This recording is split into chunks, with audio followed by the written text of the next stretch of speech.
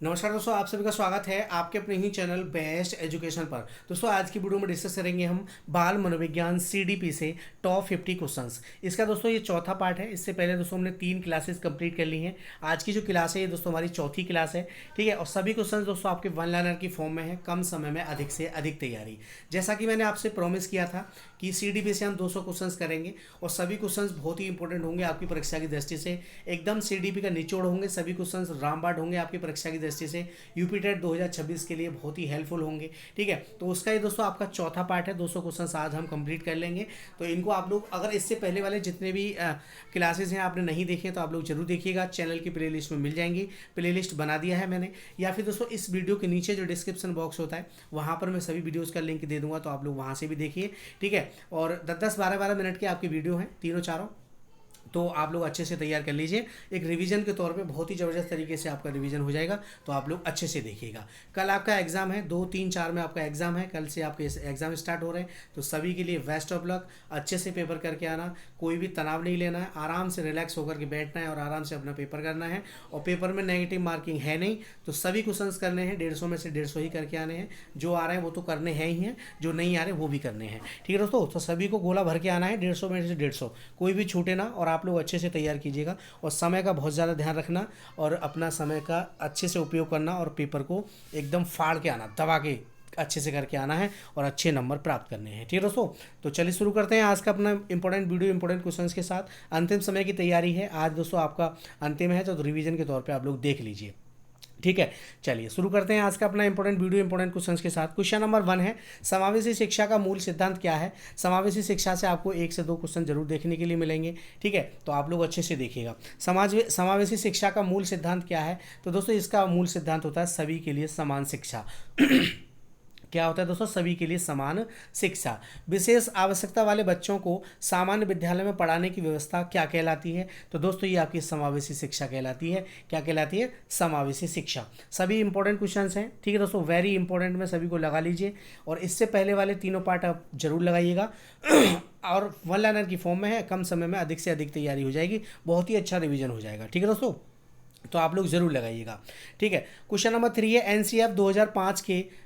NCF 2005 में किस प्रकार की शिक्षा पर बल दिया गया है। तो दोस्तों ये आपकी बाल केंद्रित शिक्षा पर बल दिया गया है। शिक्षा जो हो वो उसमें बच्चा जो है केंद्र में होना चाहिए, बाल केंद्रित शिक्षा, ठीक है। आरटीई अधिनियम कब लागू हुआ। तो दोस्तों आरटीई अधिनियम जो लागू हुआ था ये दोस्तों आपका 1 अप्रैल 2010 को लागू हुआ था। इंपॉर्टेंट क्वेश्चन है, याद रखिएगा। क्वेश्चन नंबर 5 है, आरटीई अधिनियम के अनुसार शिक्षा का अधिकार किस आयु वर्ग के लिए है। तो दोस्तों 6 से 14 वर्ष के लिए है। 6 से 14 वर्ष के सभी बच्चों के लिए शिक्षा क्या है, बिल्कुल निःशुल्क है, ठीक है। तो इस चीज़ को आप लोग याद रखिएगा, ठीक है। अनुच्छेद पूछे तो अनुच्छेद 21A में दे रखा है इसमें, ठीक है दोस्तों। तो यहाँ पर हमारा क्या हो जाएगा, 6 से 14 वर्ष। चलिए नेक्स्ट क्वेश्चन देखते हैं। क्वेश्चन नंबर 6 है, क्वेश्चन नंबर 6 है, निर्माणवादी शिक्षण में शिक्षक की भूमिका क्या होती है। तो दोस्तों सुविधादाता की होती है, ठीक है। किसकी होती है, सुविधादाता की। शिक्षक जो होता है एक सुविधादाता होता है, ठीक है। निर्माणवादी शिक्षण में शिक्षक की भूमिका याद रखिएगा, बहुत ही इंपॉर्टेंट क्वेश्चन है।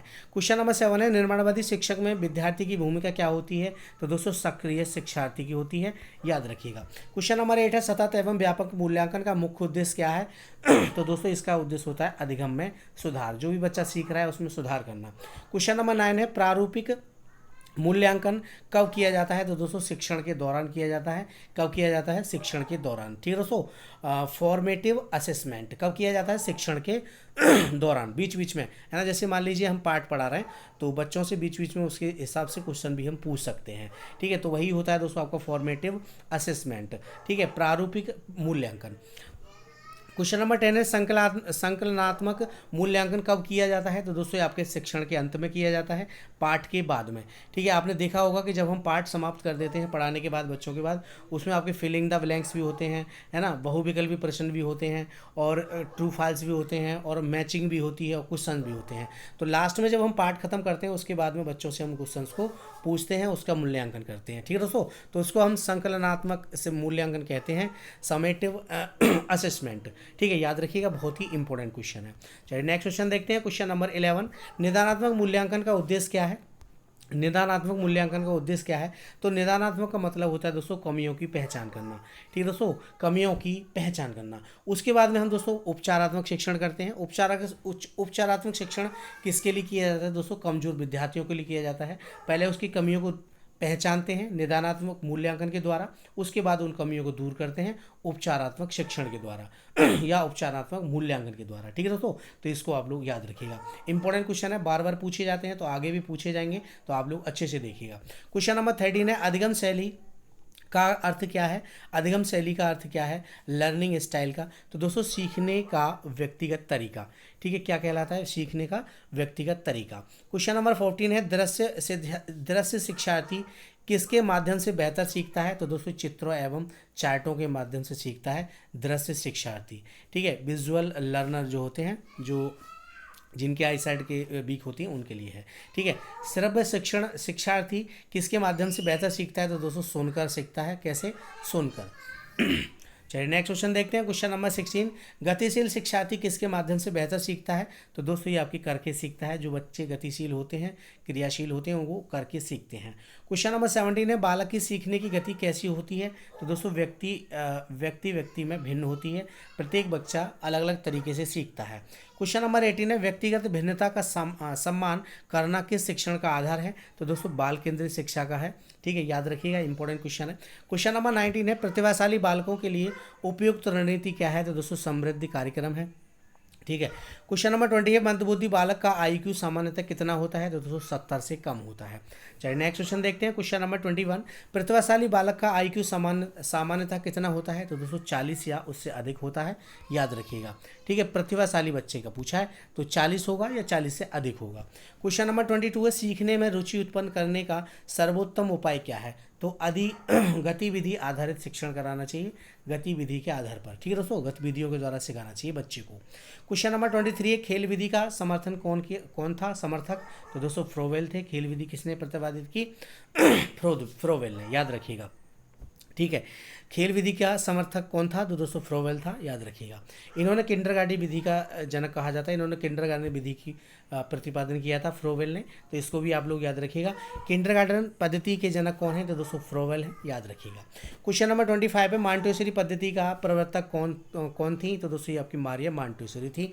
बहुत ही इंपॉर्टेंट क्वेश्चन है, सभी को नोट डाउन कर लीजिए, अंतिम समय में आप लोगों के लिए बहुत ही हेल्पफुल होंगे, तो आप लोग जरूर देखे जाइएगा इनको। ठीक है, क्वेश्चन नंबर 26 है, डाल्टन योजना का प्रतिपादन किसने किया? तो डाल्टन योजना का प्रतिपादन जो किया था वो दोस्तों आपका हेलेन पार्कहर्स्ट ने किया था। इंपॉर्टेंट क्वेश्चन है, ठीक है, नोट डाउन करिएगा। क्वेश्चन नंबर 27 है, प्रोजेक्ट विधि के जनक कौन है? तो दोस्तों किलपैट्रिक हो जाएंगे, किलपैट्रिक। ठीक है दोस्तों, प्रोजेक्ट विधि किसकी है? किलपैट्रिक की है, याद रखिएगा। Next question, question number 28, project विधि किस सिद्धांत पर आधारित है? तो दोस्तों ये आपकी करके सीखने पर आधारित है, करके सीखना। चलिए नेक्स्ट क्वेश्चन देखते हैं। क्वेश्चन नंबर 29, शिक्षण का सर्वोत्तम सिद्धांत कौन सा है? तो दोस्तों शिक्षण का जो सर्वोत्तम सिद्धांत है वो है दोस्तों आपका ज्ञात से अज्ञात की ओर। ठीक है दोस्तों, ज्ञात से अज्ञात की ओर।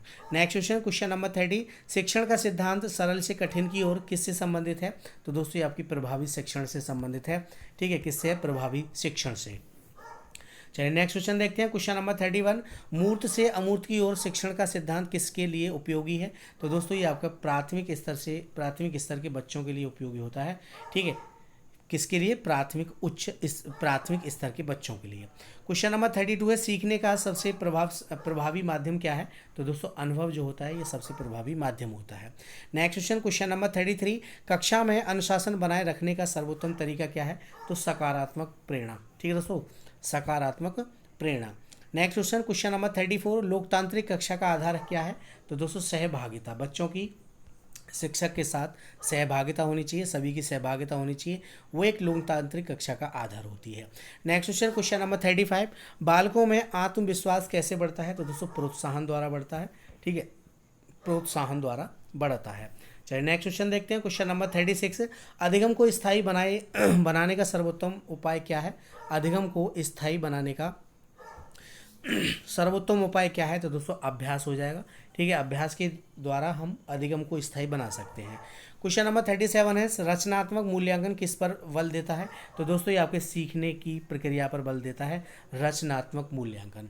नेक्स्ट क्वेश्चन नंबर 38, समग्र मूल्यांकन में किन पक्षों का मूल्यांकन होता है? तो दोस्तों संज्ञानात्मक, भावात्मक और क्रियात्मक, इन तीनों पक्षों का मूल्यांकन होता है समग्र मूल्यांकन में। याद रखिएगा, बहुत ही इंपॉर्टेंट क्वेश्चन है। क्वेश्चन नंबर 39 है, अधिगम का मुख्य उद्देश्य क्या है? तो दोस्तों व्यवहार परिवर्तन है।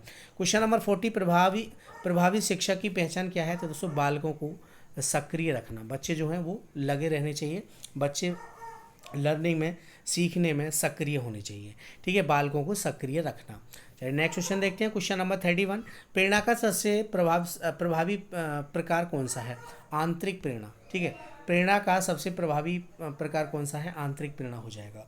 नेक्स्ट क्वेश्चन नंबर 42, अधिगम में प्रतिपुष्टि, जिसको हम फीडबैक बोलते हैं, अधिगम में प्रतिपुष्टि का कार्य क्या है? तो दोस्तों सुधार करना होता है। नेक्स्ट क्वेश्चन नंबर 43, प्रतिपुष्टि का सर्वोत्तम समय क्या है? तो दोस्तों तुरंत होता है। ठीक है दोस्तों, कितना का क्या होता है? तुरंत। प्रतिपुष्टि का सर्वोत्तम समय क्या है? तो दोस्तों तुरंत। क्वेश्चन नंबर 44 है, कक्षा में प्रश्न पूछने का उद्देश्य क्या होता है? तो चिंतन को बढ़ावा देना होता है, चिंतन को, थिंकिंग प्रक्रिया को बढ़ावा देना होता है। ठीक है, कक्षा में प्रश्न पूछने का उद्देश्य। नेक्स्ट क्वेश्चन नंबर 45, रटने की अपेक्षा किस प्रकार का अधिगम अधिक प्रभावी है? तो दोस्तों अर्थपूर्ण अधिगम जो होता है ये दोस्तों आपका अधिक प्रभावी होता है। चलिए नेक्स्ट क्वेश्चन देखते हैं। क्वेश्चन नंबर 45, क्वेश्चन नंबर 45 है, 46 है, अर्थपूर्ण अधिगम का सिद्धांत किसने दिया? तो दोस्तों ये आपके आशु बेल ने दिया था। ठीक है, अर्थपूर्ण अधिगम का सिद्धांत किसने दिया? आशु बेल ने। क्वेश्चन नंबर 47 है, विद्यालय में परामर्श सेवा का उद्देश्य क्या है? तो दोस्तों परामर्श सेवा का उद्देश्य होता है समस्याओं का समाधान। ठीक है दोस्तों, चलिए नेक्स्ट क्वेश्चन देखते हैं। क्वेश्चन नंबर 48, बालक के सर्वांगीण विकास का उत्तरदायित्व किसका है? तो दोस्तों विद्यालय, परिवार और समाज तीनों का होता है। तो इसको आप लोग याद रखिएगा, इंपॉर्टेंट क्वेश्चन है। नेक्स्ट क्वेश्चन नंबर 49, सीखना सबसे अधिक प्रभावी कब होता है? तो दोस्तों जब शिक्षार्थी सक्रिय हों, बच्चे सीखने के लिए तत्पर हों, तैयार हों, तो सीखना जो होता है सबसे अधिक प्रभावी होता है। नेक्स्ट क्वेश्चन नंबर 50, सीडीपी का सबसे महत्वपूर्ण सिद्धांत क्या है? तो दोस्तों प्रत्येक बालक अद्वितीय है और अपनी गति से सीखता है। ये सबसे महत्वपूर्ण सिद्धांत है सीडीपी का, चाइल्ड डेवलपमेंट का। तो इस चीज़ को आप लोग याद रखिएगा। तो ये थे मोस्ट 50 क्वेश्चंस। ठीक है, ये इसका चौथा पार्ट है। इससे पहले दोस्तों हमने 3 पार्ट लगा लिए हैं। ठीक है दोस्तों, तो इनको आप लोग जरूर तैयार कीजिएगा। ये 200 क्वेश्चंस थे, प्रत्येक वीडियो में हमने 50 क्वेश्चंस को डिस्कस किया। सभी क्वेश्चंस बहुत ही इंपॉर्टेंट हैं आपकी परीक्षा की दृष्टि से, तो आप लोग अच्छे से लगाइए और अपनी तैयारी को बेहतर से बेहतर बनाइएगा।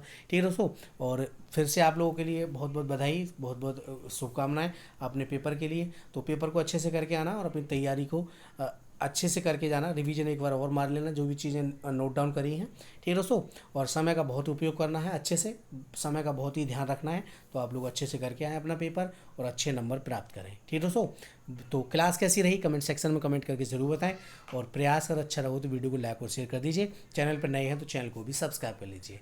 मिलते हैं अगली वीडियो में, तब तक के लिए जय हिंद, जय भारत, धन्यवाद दोस्तों।